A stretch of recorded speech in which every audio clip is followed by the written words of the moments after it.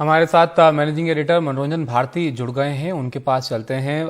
बाबा, यहाँ पर 2 साल की राहुल गांधी को सजा, अब इसमें विकल्प कांग्रेस के पास जाहिर हैं, जो भी हैं लीगल, वो उसको लेकर आगे बढ़ेंगे भी, लेकिन सियासी रूप से ये कितना बड़ा मामला है कांग्रेस के लिए, ये कैसे असर करेगा आने वाले वक्त में?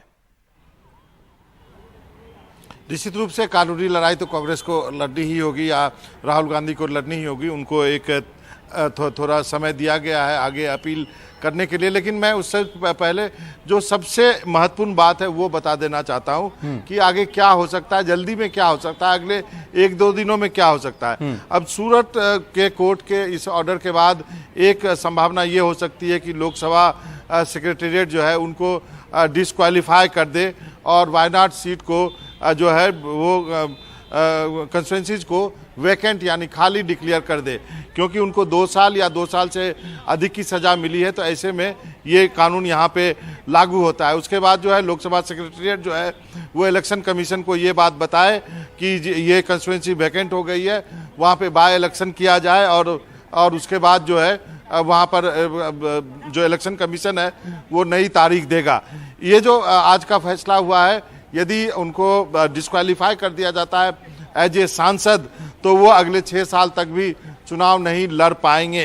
तो ये एक नियम उनके ऊपर लागू हो सकता है, जिसकी बात जो है मैं आपको बताऊं, मैं संसद भवन से आ रहा हूं और यहाँ पर ये चर्चा काफ़ी जोरों पर हो रही है कि ये चीज़ होनी चाहिए तो कितनी जल्दी इस पर अमल करना चाहिए, क्योंकि इस बात को लेकर संसद भवन में ढेर सारी बातें सुनने को मिल रही है कि क्या इस ओर सरकार को कदम बढ़ाना चाहिए।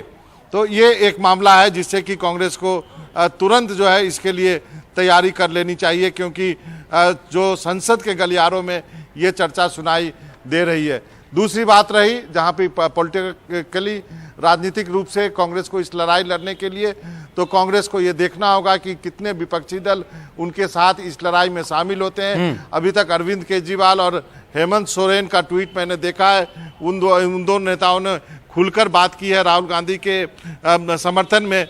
बाकी नेता जो वैसे दलों के नेता जहां कांग्रेस के साथ उस पार्टी का आमने सामने संघर्ष होता है, चाहे वो बंगाल हो, चाहे वो तेलंगाना हो, चाहे वो बाकी जगह हो, वहाँ के नेता जो कि विपक्षी एकता की कोशिश में लगे हैं, उनका क्या रुख रहता है, ये काफ़ी महत्वपूर्ण होगा। और ये लड़ाई लगता है कांग्रेस को लंबी राजनीतिक तौर पे कभी अकेले तो कभी विपक्षी दलों के साथ लड़नी पड़ेगी।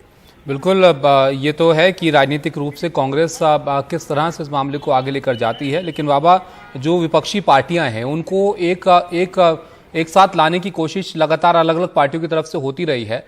एजेंसियों के मुद्दे को लेकर भी सब पार्टियां जो है वो एक सी बात कहती रही हैं, लेकिन एक साथ जो है वो नहीं आती हैं। लेकिन इस मामले पर अरविंद केजरीवाल का जो समर्थन है वो किस ओर इशारा करता है, ये भी कांग्रेस के लिए काफी अलग है, क्योंकि अरविंद केजरीवाल या आम आदमी पार्टी तो कांग्रेस को पर निशाना ही साधती रही है अक्सर।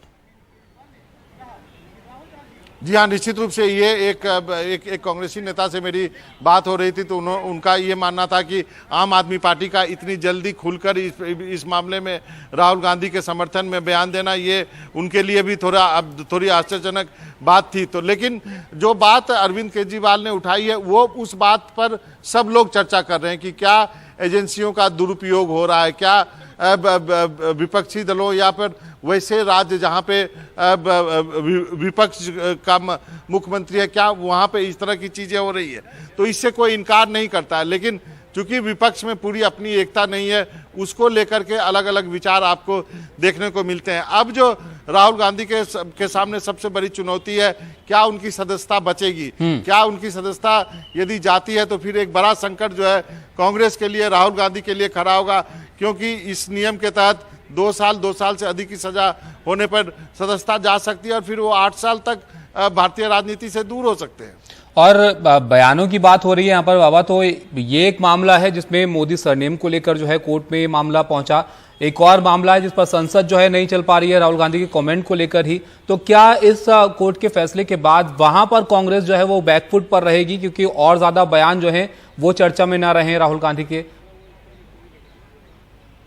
देखिए, इस मामले में आपको अशोक गहलोत के बयान को दोबारा से मुझे लगता है सुनना चाहिए। जो बात अशोक गहलोत ने गंभीरता से समझाने की कोशिश की है कि राजनीतिक बयान जो पॉलिटिकल रैली में दिए जाते हैं उन पर इतनी तवज्जो पहली बार दी जा रही है।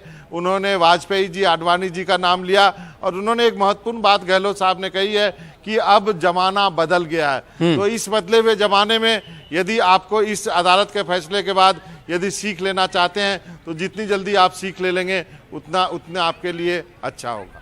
बिल्कुल। तो जिस तरह से बाकी कांग्रेस के नेता बाबा इस पर रिएक्ट कर रहे हैं, प्रियंका गांधी का भी इस पर ट्वीट आया, वो एक तरह से दबाव की तरफ इशारा करते हैं कि राहुल गांधी के बयान जो है वो पसंद नहीं आते हैं बीजेपी को इस ओर। लेकिन रविशंकर प्रसाद ने भी अभी थोड़ी देर पहले प्रेस कॉन्फ्रेंस की, उन्होंने कहा कि कोई बयान आप देते हैं, कोर्ट में गया तो आपको वहां पर अपना पक्ष रखने का भी मौका मिलता है, आपने रखा, वो चीज़ नहीं मानी गई। तो इसमें कितना कांग्रेस के पास बात बचती है इसमें कोई सफाई देने की या अपना जो पक्ष है वो समझाने की जनता को?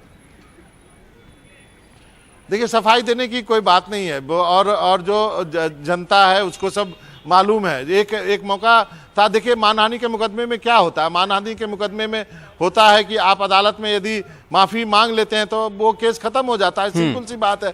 हमने देखा है दिल्ली के मुख्यमंत्री का जो मानहानि का मुकाबला वो मुकदमा था, चाहे वो स्वर्गीय अरुण जेटली के खिलाफ हो या जो उन्होंने किया था या फिर गडकरी साहब ने किया था, वो मामला खत्म हो गया यदि आप माफी मांग लेते हैं। यहाँ पे उन्होंने राहुल गांधी ने इससे शायद इनकार किया है और इसी के वजह से उनको सजा दी गई है और ये कहा गया कि चूंकि वो सांसद हैं तो उनकी ज्यादा रिस्पॉन्सिबिलिटी बनती है। सीख तो है ही, लेकिन क्या इसको पब्लिकली कांग्रेस इस ढंग से स्वीकार नहीं करेगी।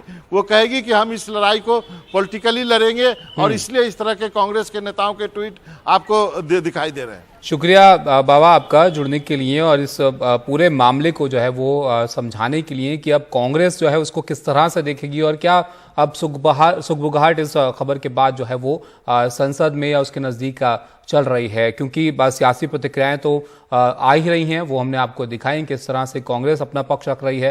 बीजेपी की तरफ से भी राहुल गांधी के बयानों को लेकर एक बार फिर से जो है वो उनके नेता निशाने साध रहे हैं।